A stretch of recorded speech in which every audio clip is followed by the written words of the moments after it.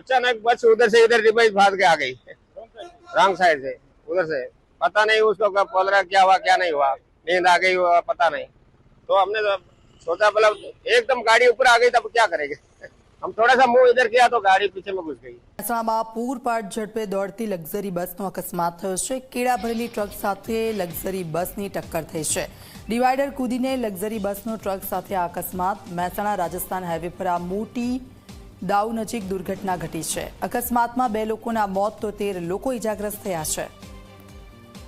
તો આપ જુઓ જે અકસ્માત થયો છે તેમાં 2 લોકોના મોત થયા છે। 13 લોકો કે જે ઇજાગ્રસ્ત થયા છે તેમને હોસ્પિટલ ખાતે લઈ જવામાં આવ્યા છે।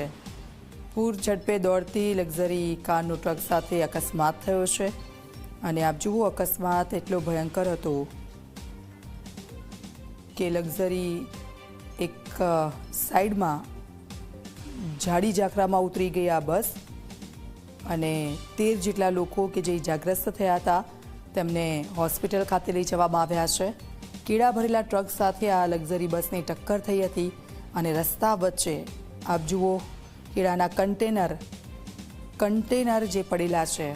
પરિસ્થિતિ આપ જુઓ કેવી થઈ છે અને અકસ્માત કેટલો ભયાનક હશે એ આપ આ સ્થિતિ પરથી અંદાજો મેળવી શકો છો।